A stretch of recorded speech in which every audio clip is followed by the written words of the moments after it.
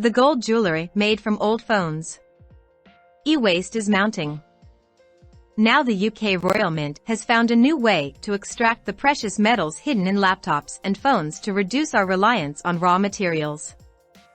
With a pair of safety glasses and a white lab coat, I'm taken behind the scenes at the Royal Mint near Cardiff, South Wales, a place that's world-renowned for making billions of coins for more than 30 nations.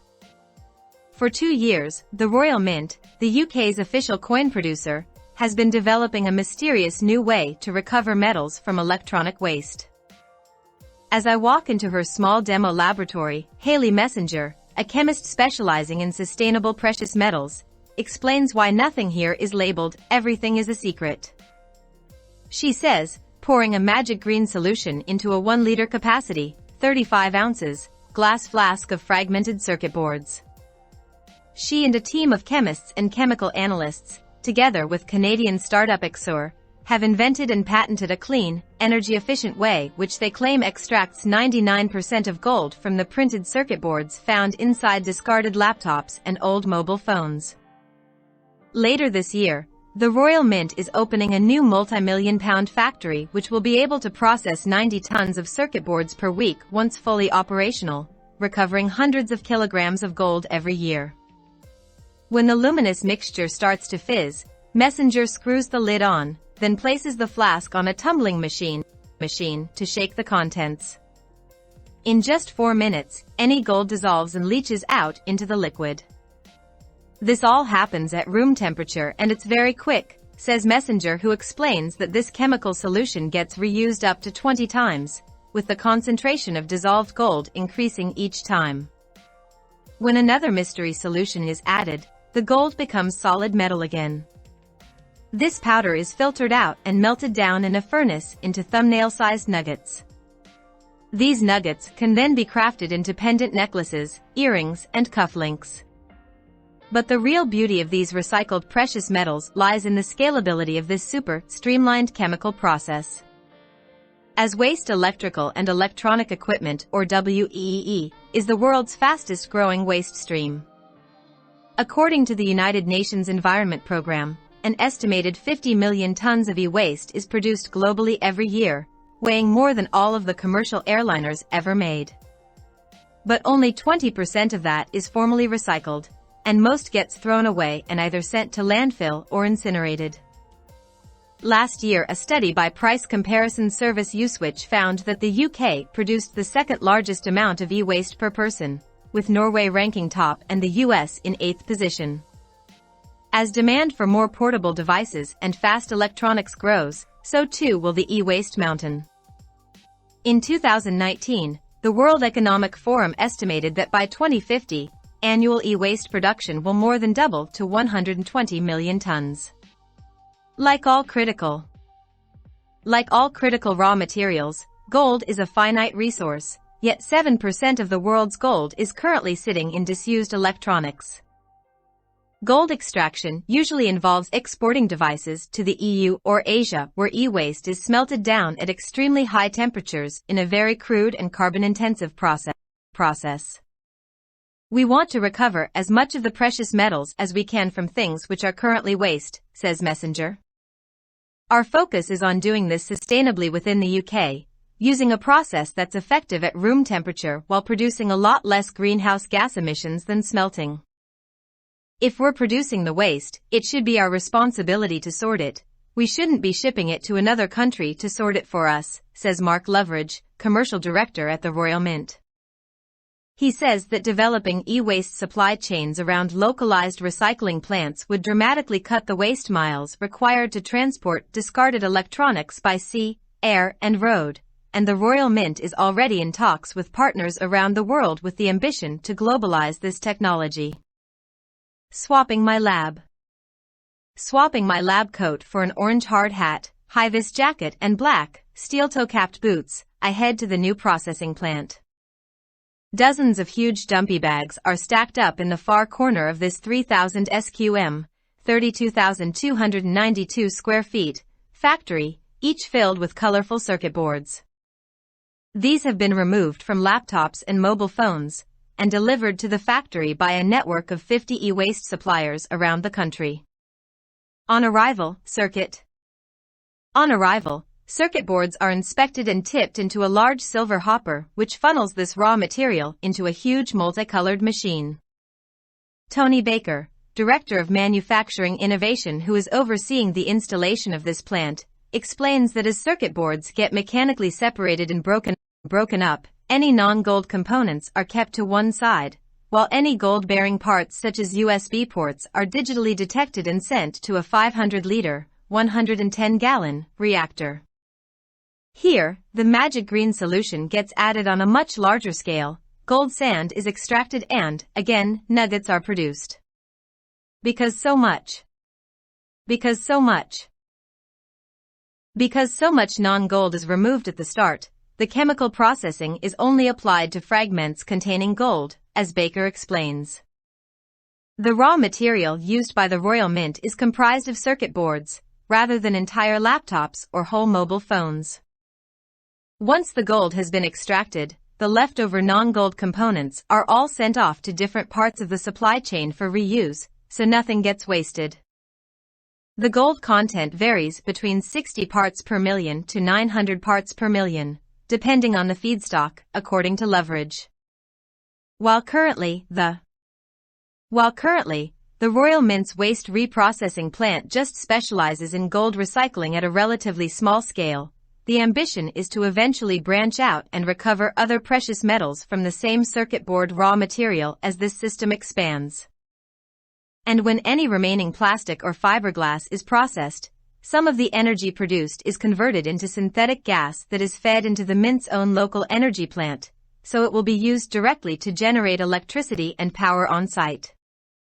This is part of the company's plan to generate 70% of the power required to run the entire manufacturing site through renewables such as solar, wind, combined heat and power plus battery storage. If the XR chemistry can be adapted to recover a wider variety of precious metals, and if the entire system can run on locally produced renewables, there's scope to replicate this at other refineries around the country in a low-impact way and divert e-waste before it gets exported. The biggest challenge is to ensure that this network of e-waste suppliers and processors grows in a way that prioritizes and incentivizes reuse close to home, says Leverage. The more you can separate at the start, the less effort you have to put in, the purer it is and the better value we get for it, says Baker. We require the precious metals, that's very important as a material source for us, but it's not just about taking the metal out and discarding the rest. We wanted to find a home for every single part of these circuit boards. Once the gold has been removed, what remains gets ground into fine particles with the non-gold e-waste. It's then split into different fractions. Tubs of copper concentrate, steel and tin are sold and sent off to specialist recyclers for reuse, while the remaining char from processing any leftover fiberglass goes to a local cement works. The leach solution used in the chemical process is also sent off for recycling once it's been reused up to 20 times. Once fully operational, zero waste will be the goal, says Leverage. Urban mining, recovering precious metals from existing waste products such as these circuit boards, is a burgeoning trend and there's certainly plenty of e-waste available. Kate Hinton, External Relations Lead at Material Focus, the non-profit behind the Recycle Your Electricals campaign, points out that UK households are hoarding 527 million small old electricals, including 31 million old laptops, weighing around 190,000 tons. In the US, mobile phones containing $60 million, 47 million pounds, worth of gold and silver are thrown out annually. A 2022 report by Lawrence Berkeley National Laboratory calculated that more than 1 billion electronic devices could be discarded annually in the US a decade from now, and that these electronics could become a source of roughly half the amount of gold that is currently mined there. Are eminently recyclable, especially because the environmental cost of mining ore to get just a tiny amount of gold is enormous. Already, the the US-based jeweler Ring Bear is working with salvaged gold. Pandora has set a target of using only recycled gold and silver by 2025. For the Tokyo Olympics, metal was extracted from 6 million mobile phones and almost 72,000 tons of e-waste to make 5,000 gold, silver, and bronze medals. 155,000 tons of small electrical waste is thrown away every year, says Hinton, who wants to see e-waste recycling become the social norm. While she accepts that recycling won't solve every problem, she says it seems crazy to waste foundational materials needed to make future green tech. We need the resources to make smart devices smart or to make renewable energies function. At the moment we're letting too many of them get lost because they're not being recycled, says Hinton.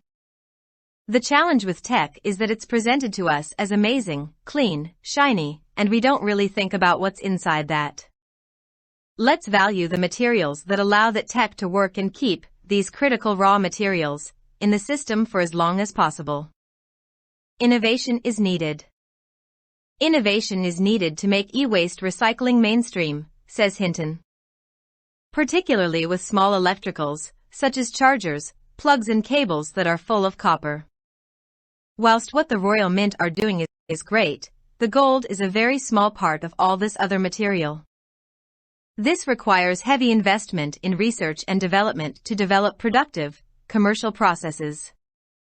With growing awareness about the environmental and social impacts of conventional mining, new green technologies could be scaled up enough to drive the growth of a more circular economy for precious metals. When it comes to accelerating this transition, pioneers are few and far between.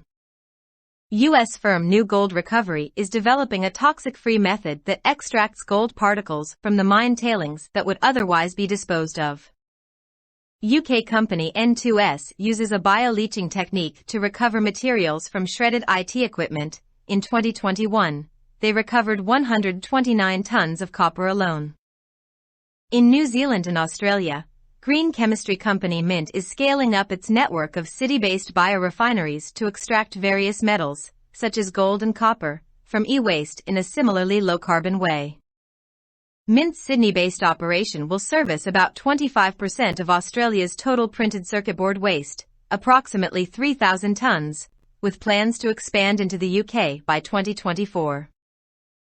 Material Focus estimates £13m worth, $16.60, of critical raw materials could be recovered from waste electricals in the UK annually if more advanced recovery technologies are developed and used in the future.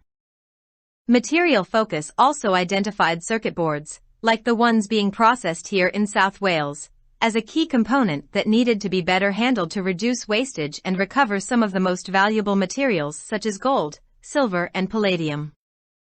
The Royal Mint's secret chemical formula does have the potential to recover other precious metals besides gold, such as palladium, silver and copper from e-waste, and in the future, these could be used to make lots of other products aside from jewellery. Loveridge is particularly excited by the prospect of recovering critical materials that can then feed straight into production of electric vehicles and renewable energy. We'll need a lot of copper, and circuit boards are about 20% copper, Loveridge says. So, while for us gold is really important and it's about us reducing our reliance on mined gold, actually the copper plays a really important role to other organizations within the UK. And we will be able to start generating a source here ourselves. As my tour around the new factory site comes to an end, Baker says, we're trying to encourage the idea that one person's waste is someone else's raw material.